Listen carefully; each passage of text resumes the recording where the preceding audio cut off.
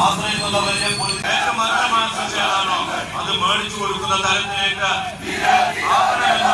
നാട്ടിലെ എല്ലാ ആളുകളും അപ്പൊ ആ തരത്തിലേക്ക് ഈ ക്രിമിനൽ സംഘങ്ങളെ ഉപദേശകരായി തന്നെയാണ് പൊതുപ്രവർത്തനം നടത്തേണ്ടത്. ഭരണകർത്താക്കൾ ചെയ്യുന്ന എല്ലാ തോന്നിവാസികളെയും ന്യായീകരിക്കാനുള്ള ബാധ്യതയൊന്നും അനുയായികൾക്കില്ല, പാർട്ടിയിലെ പ്രവർത്തകന്മാർക്കുമില്ല. അങ്ങനെ വിചാരിക്കുന്ന പാർട്ടിയല്ല ലീഗ് രാഷ്ട്രീയ പാർട്ടി. തിരുത്തേണ്ടത് തിരുത്തിക്കൊണ്ട് തന്നെ, അത് ശരിയല്ലെങ്കിൽ അത് ശരിയല്ലെന്ന് പറഞ്ഞുകൊണ്ട് തന്നെ പാർട്ടി പ്രവർത്തനത്തെ മുന്നോട്ട് കൊണ്ടുപോകാനുള്ള ശ്രമമാണ് ഇനിയുള്ള കാലങ്ങളിൽ. സമരം എന്ന് പറയുന്നത് പ്രതിപക്ഷത്തിരിക്കുമ്പോൾ മാത്രം നടത്തേണ്ടതാണ് എന്ന് 10 കൊല്ലം വിചാരിച്ച ഒരു സംഘടനയുണ്ട് ഇവിടെ, ഇടതുപക്ഷ ജനാധിപത്യ മുന്നണി. അതുകൊണ്ടായിരുന്നു 10 വർഷം അവർ നിശബ്ദരായി.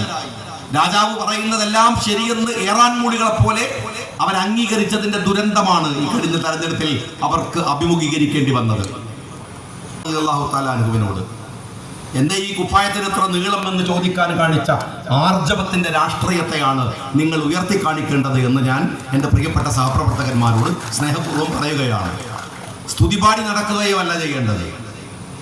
വിചാരിക്കുന്നതല്ല സംഭവിക്കുന്നതെങ്കിൽ, വിചാരിക്കുന്ന രൂപത്തിലല്ല ഭരണം പോകുന്നതെങ്കിൽ അതിനെ നേർവഴിക്കാക്കുവാൻ, കറക്റ്റ് ചെയ്യുവാൻ, സംഘടനാപരമായ രീതിയിൽ തന്നെ വിമർശിക്കുവാൻ